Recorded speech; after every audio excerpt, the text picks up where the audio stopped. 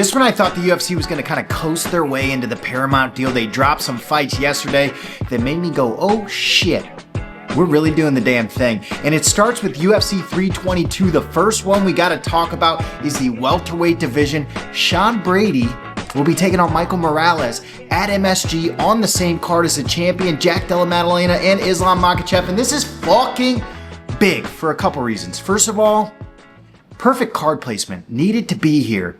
You know, we got the Ian Garry Belal Muhammad fight, which we'll talk about in just a second, on the Doha card in Qatar. And I thought, man, Sean Brady's really going to miss an opportunity here if he can't get a fight booked, because I was half expecting him to be booked against Ian Garry. But now that we got this fight announcement, it could not be a better spot for one Sean Brady.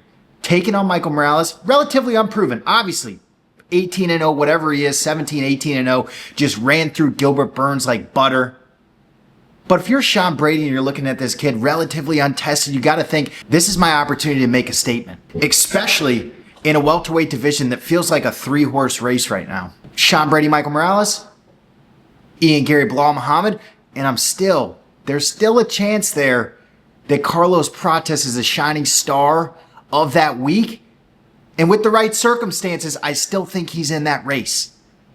I'm going to hold on to the fact that Carlos Prates and Della Maddalena is a fucking banger for the rest of the time, and I hope we get to see it at some point, if not in the near future. But perfect placement for Sean Brady. I think he needed to be here. This MSG card and the following week, Doha, Qatar with Ian Garry, Belal Muhammad, is going to basically shape the welterweight division for the 2026 year. You're going to have potentially a new champion and or the same champion. Della Maddalena, imagine he gets over Islam Makhachev, the star that he's going to become. Whoa. You're going to have a number one contender. And then I'd say whoever falls short of this, say Carlos Prates and Sean Brady win, but Ian Garry makes the real, he puts the stamp on things, or vice versa in any which way, I think you automatically make those two as the next contender. So perfect setup. I still don't know where Shavkat falls into all this. I assume eventually, at this point, it looks like we're probably doing a Shavkat Kamaru Usman fight, which I don't hate, but when that happens, who knows? Come December, we're going to be looking at a year out for Shavkat. His last fight was Ian Garry. I believe it was the last card of the year last year, maybe the one right before that, because they were in Jacksonville, if I'm not mistaken. Regardless, no, Tampa. They were in Tampa. Regardless, this 2 weeks in November are going to shape the welterweight division for the coming future. Massive spot for Sean Brady to be in this mix. Perfect placement on a card and a chance to make a real statement. Not that I'm saying Michael Morales isn't a problem, because the boy is. He's fucking massive. And Sean Brady is undersized. And the guys that are in front of him or around that top of the division are all fucking massive. Shavkat, big. Ian Garry, big. Obviously, Michael Morales, big. I think all 6'2", 6'3". I believe Sean Brady's 5'9". But from what we've seen, seems like the best grappler of the bunch. Regardless, big spot, fucking pumped to be here. And just listen to this card. This MSG card's kind of stacked. I mean, obviously a welterweight showcase, Della Maddalena, Islam Makhachev. You go into a women's pound for pound number one, number two fight with Valentina Shevchenko and Zhang Weili. Leon Edwards, Carlos Prates, banger. Beneil Dariush, Benoit Saint Denis, love it. Baisungar Susukaya back on this card. Roman Kopylov taking on RoboCop. Bo Nickel, Rodolfo Vieira, Aaron Blanchfield, Tracy Cortez. A lot to like on the MSG card. And then we move right into Doha, Qatar. We're talking about Arman Tsarukyan and fucking Dan Hooker. That's a banger of a fight. I don't care what you say. A banger of a fight. If Dan Hooker's a part of it, it's a banger. You follow that up with Belal Muhammad, Ian Machado, Garry. Anybody else really interesting on this card? Nothing that I love. No, nothing that I love, really. Orabai's back against Jack Hermanson. That's kind of fun.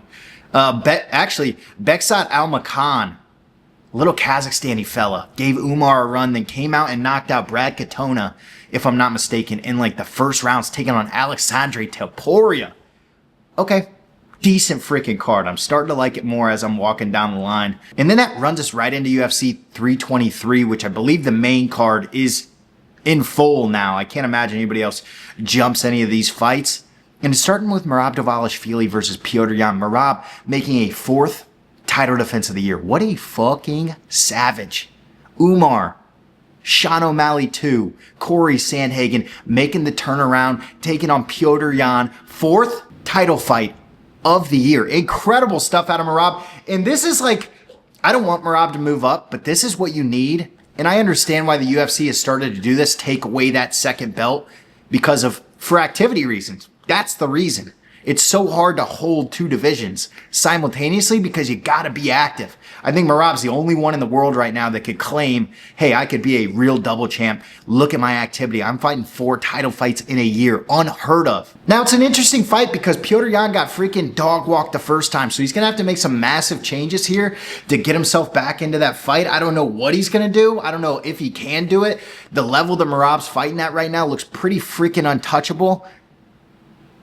But you know, fighting this actively may be a curse. Who knows what's going to happen? So that's an incredible one. We get Alexander Pantoja versus Joshua Van. Love that. Scared. All the above. You know, this is a fight that we expected. I think these top 2 fights that we really expected. Obviously, Alexander Pantoja and Josh Van were made in the cage after Josh Van got over Brendan Royval. But regardless, a fantastic fight, great story. Josh Van, 24 years old. Alexander Pantoja, a lot like Merab, has looked pretty fucking untouchable. And, you know, big step for Josh Van, who's going to be in a fight with a dude that wants to take him down and strangle. We really haven't seen him offensively or defensively grapple. Now, he's shucked takedowns 100%. I remember a little Asian kid, but not at this level. I can't remember who he fought. A little Asian kid kept trying to take him down. Josh Van was really good at shucking him off there, but Alexander Pantoja is a different beast. We just saw what he did to Kai Kara France. We saw what he did to Kai Asakura. A freaking problem. But we've also seen him in straight up bangers with the likes of Steve Ursay, Brandon Moreno, Brandon Royval, like competitive fights. So we'll see what Josh Van can do if he can get this done. Wow, incredible story, and bringing new life back to the flyweight division, which is really turning in and has been. And this is not a knock on Pantoja, but you know, when you beat everybody and then you beat them twice, it's hard to find matchups. That's how Josh Van goes from unranked to a title shot in the course of a year. So that's a pretty freaking fun one. Jan Blachowicz, Bogdan Guskov. I'll be honest, I don't really care about this fight too much. I mean, what does it mean in the light heavyweight division? Not a ton. It's 4 versus 11. It'd be nice to see Jan get back into the mix here at the top of the division. We do need some levity in there because we got the likes of Alex Pereira. Who knows if he stays or not, honestly. Him at heavyweight, him at John Jones. It's pretty fucking exciting. I don't know if we should necessarily reward John Jones for the behavior that we had to go through over the last year. Him not making that Tom Aspinall fight. But great fights cure all, which potentially leaves you with, we still have Carlos Oberg and Yuri Prohaska sitting at the top. You still got a Khalil Roundtree. I don't believe he's fought Jan Blachowicz, and if he has, it wasn't recent. Carlos Oberg already fought Jan, just did. Jan Blachowicz and Yuri have fought, if I'm not mistaken, for the belt. No, Yuri won his belt off of Glover. Have they fought? Never fought. So that's another fresh matchup. Honestly, Jan Blachowicz, 70 years old, but surprisingly, still a fresh matchup for the likes of Yuri, for the likes of Khalil, for the likes of Jamal Hill. Man, I'm surprised he hasn't fought most of these guys. Or even Magomed Ankalaev. You can't forget about him. Like, him and Blachowicz went to freaking war, a draw. So even if you can get that one, you got to have somebody to fight him as well. The one that I thought was really interesting, though, Henry Cejudo versus Payton Talbott. Who fucking saw this coming? Not me. Henry Cejudo, currently ranked 10. Payton Talbott, unranked, just got over Felipe Lima in his last fight and looked pretty damn good doing it. After coming off of a fight against Jaime Barcelos, which a lot of people are pointing back to and going, Payton Talbott's fucked. We saw him get stuck on the ground and really outworked by a veteran in Barcelos. He showed off in the Lima fight, working the ground, putting Lima on the ground, beating him where Lima was supposed to have the advantage. So interesting. Payton's still young, rapidly improving, but he's taken on Triple C, who, obviously is not at the height of his powers now, but still, he was in a competitive fight with Song Yadong, still a top tier fighter. Obviously, for Henry Cejudo, the plan's going to be take him down, suffocate him, put him on his back, beat him up. For Payton Talbott, the size difference is pretty significant. Henry, not the biggest guy. We know that. Fought at flyweight at one point in his career. Payton Talbott, I believe, is probably pretty close to 6 foot, if not. I think I saw maybe a 5-inch height advantage, maybe 7-inch reach. Power is going to be on his side. Speed's going to be on his side. Obviously, youth is on his side. Really interesting matchup. And if Payton Talbott gets over Henry Cejudo, you're now swimming at the top of this division. You're going to be fighting. Let's look at the rankings here. Henry's 10. Currently, Aman Zahabi's 9. Mario Batista 8. Cheeto 7. Figgy 6. Honestly, wouldn't hate a Figgy Payton Talbott if he gets over a... No, Davidson's not going to want to fight back. Tough. Shit, we still have Vinicius Oliveira in there. We still got Rob Font, Kyler Phillips, Montel Jackson is right at the back end of that division. You get over who? You get over Henry Cejudo. You're a ranked bantamweight.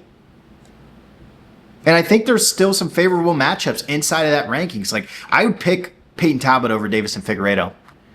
I know he just beat Montel Jackson. Great. But we saw the size advantage of Montel Jackson be a problem for Davison Figueiredo. Couldn't really get in. The fight wasn't great. That was Montel's fault. Montel's activity was the reason he lost that, not because Davison beat him up. I think there's an even bigger size discrepancy between Davison and Payton. I would favor him in that matchup. I think the Cheeto Vera matchup would be interesting. Once you get into the Song Yadongs, Corey Sandhagens, Umars, Petr Yan, Sean O'Malley's, that's when shit goes holy shit. You're probably swimming a little too deep at this stage of your career. But you can't tell me 6 down aren't interesting fights. Davidson Figueiredo, Marlon Vera, Mario Batista, I'd probably put him, he's fighting Umar. I'd probably put him above all of these guys currently. So I'm discounting him. Aman Zahabi, Henry Cejudo, clearly he's fighting David Martinez. I don't even know who that is. Who the fuck is David Martinez? Oh, the Dr. David Martinez. Fuck yeah. A ranked freaking bantamweight right now, coming off of a big, I think, back-to-back knockouts. No, he got a unanimous decision against Rob Font. I completely blanked, That was UFC Noche. The Doctor. Fuck yeah, David Martinez. That's just such a generic name. I was like, who the fuck is that guy? Vinicius Oliveira, tell me that's not a banger. Rob Font, Kyler Phillips, Montel Jackson. Really? 9 through, outside of Henry Cejudo and Rob Font, 9 through 15 are guys that are pretty untested at the top of this division. I don't believe David Martinez, outside of Rob Font, has fought anybody. Vinicius Oliveira, the only guy he's fought is Kyler Phillips. Kyler Phillips just lost to Vinicius Oliveira, also lost to Rob Font. And Montel Jackson just worked his way into the top 15, lost to Davison Figueiredo.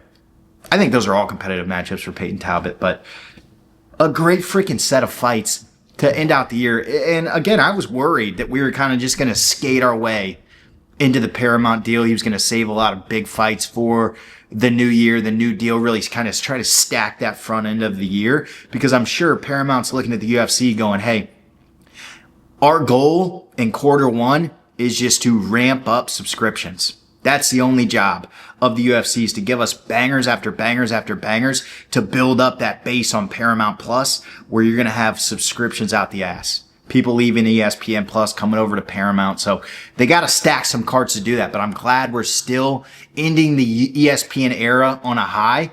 We got 2 title fights on 223. On 222, We got a basically welterweight showdown, 3 massive welterweight fights, and a pound for pound women's 1 and 2 fight. We got a great fight night in Doha, Qatar. Arman Sarukian, Dan Hooker, Ian Garry, Bilal Muhammad. You know, we just went through them all. Bangers in the year. It's good fucking shit. Peace, love. Ton of fight announcements. See you on the flip.